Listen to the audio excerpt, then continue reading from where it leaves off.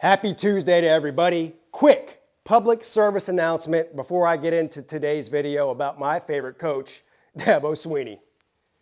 Last night, the live show, the Lunch Money show that we do every Monday night at 10 p.m. was on my channel. Well, you won't find it there now because, of course, it got taken down yet again, which is becoming a regular occurrence around here. And believe me, it makes me more than just a little bit perturbed.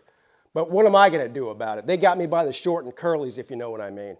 But last night, what we did on the Lunch Money show was we set the odds for all of the competitors who are competing in the 2023 third annual Slob Olympics held right here in beautiful Charleston, South Carolina.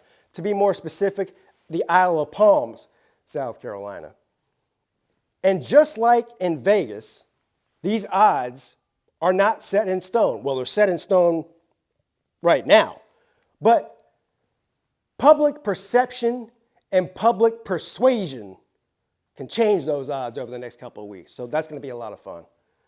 If for some reason you're not on that list, when I get home later this afternoon, I'm going to type up a fresh, aesthetically pleasing list. A list that's pleasing to the eyes, not like the one that I did last night on the live show. I'll post it on my community page. If for some reason you're not on that list and you are planning on coming and competing in the third annual Slob Olympics and you're not on that list, just let me know and we'll add you to the list, okay? We try to come off the top of our head. Not everybody makes the live shows, so that's why I'm posting this on here. Dabo Swinney, my favorite coach to love, my favorite coach to criticize, because that's what I do, because I'm a fan. But some of the things that Dabo Swinney's done over the past couple of years is worth criticism, in my opinion. But you got to call a spade a spade. He renewed my faith, not only in him, but the program. Now, look, I never really had an issue with the program. If Dabo Swinney were to walk away today, he's leaving the Clemson football program, and not even just the football program, honestly, the entire athletic program, in 10 times better shape than when he got there.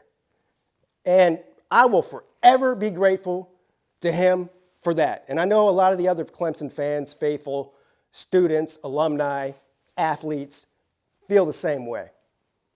But he has renewed my faith in him as the head football coach at Clemson just over the past couple of weeks. And what do you mean by that, Pete? Well, there's been a lot of criticism, not only from people like me on the internet, but of course, other fan bases. And, look, there's a certain percentage of fans out there that just don't like Dabo Swinney because they don't like Dabo Swinney. They don't like the way he talks. They don't like the way he looks. And frankly, they don't like the way he wins. And they don't like the fact that most of their teams have been bent over a stool and spanked like a bad boy by Dabo Swinney at some point in his career. So there is all that. But the criticism about Dabo Swinney has been, oh, he won a couple national titles, he's got all these wins. He's getting complacent. All he does is hire his friends, and all he does is put his kids on the team. Nepotism. A lot of different criticisms about Dabo Swinney. And I was starting to kind of like fall into that trap, like, oh, maybe he is getting complacent. Maybe, the guy's making $11 million a year. He's signed a 10-year, $115 million contract. This last offseason, he goes out and hires Brandon Streeter and Wes Goodwin, a couple of guys who've never been coordinators before, after a terrible season the year before. I thought maybe, you know what? Maybe there's something to this. Maybe he is getting complacent. Well, if you look around the country over the past couple of weeks, Dabo is the one out there making power moves. What do you mean by that, Pete? Well, I made a video a few weeks ago talking about how perturbed and frustrated I was about Dabo Swinney's antics with arguing with the fans constantly. And believe me, my view on that hasn't changed. But apparently, Dabo Swinney, as much as he, loves to tell the fans to be happy with the program, he wasn't happy with the program. And it doesn't really matter what he says. What it matters is what he does.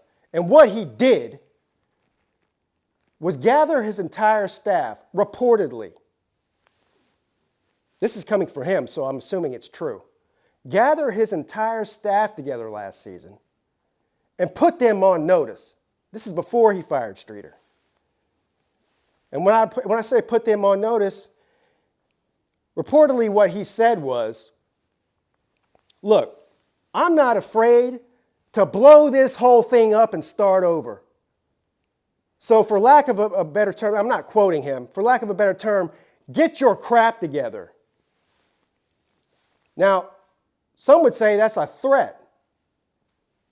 I think it was a threat, and I like it too. And he followed through with his threat too, didn't he? When he fired Brandon Streeter. Meanwhile, and look, here's the thing. The timing of the Streeter fire and the Garrett Riley hire was super duper important. Why do you say that, Pete? Look around the country. Look at what's going on. Alabama's out here settling for scraps. I was wrong about that.